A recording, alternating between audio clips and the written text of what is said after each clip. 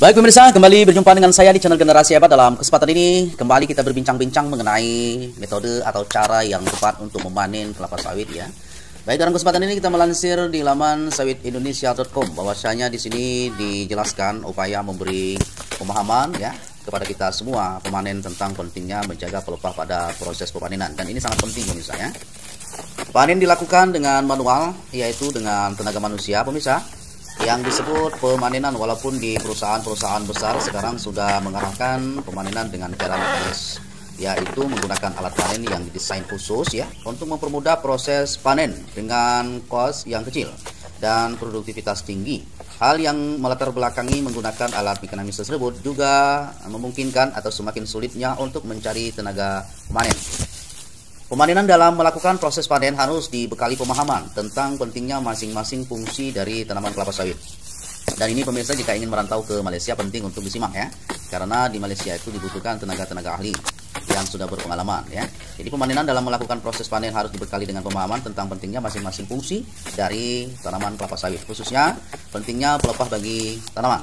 Mengapa perlu? Karena dalam melakukan proses panen, yaitu menurunkan buah, pemanen mempunyai hubungan dengan keberadaan pelepah dan usaha memeliharanya. Sehingga ketika pemanenan melakukan proses panen, maka yang dilakukan adalah tetap menjaga kondisi dan jumlah pelepah.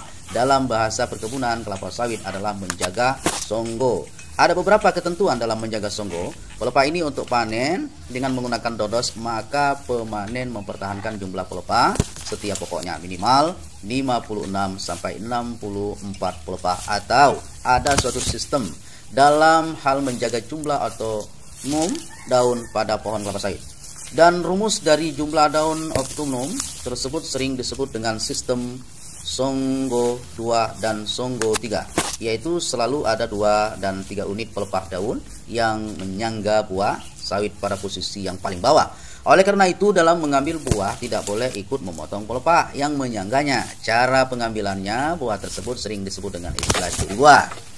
Biasanya pada tanaman yang panen masih menggunakan dodos, maka Songgo 2 ini mutlak dilakukan, sehingga proses curi buah dilakukan.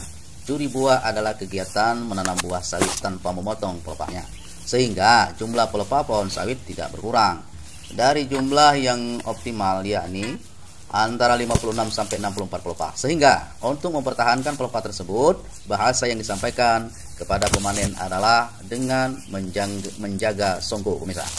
Untuk pemanenan yang menggunakan egret, ini dilakukan untuk tanaman yang sudah tinggi, maka kriterianya adalah dengan mempertahankan pelepah dengan songgo 1, yaitu jumlah pelepah di bawah buah yang dipanen adalah 1 pelepah. Cara melaksanakan panen yang baik adalah salah satu syarat dalam menentukan produktivitas dan efisiensi dari suatu usaha kebun kelapa sawit.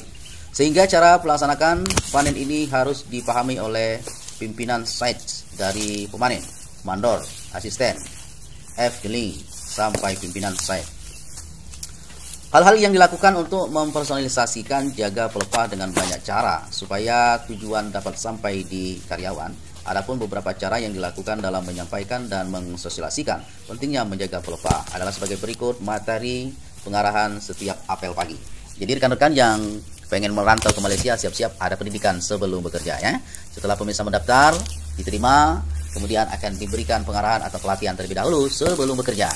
Baik pemirsa, demikianlah informasi yang perlu kami sampaikan bagi rekan-rekan anak-anak muda yang ingin bekerja ke luar negeri. Siapkan mental ya, siapkan pengetahuan dari sekarang. Baik, dari kami salam botani sehat ya. Sampai jumpa.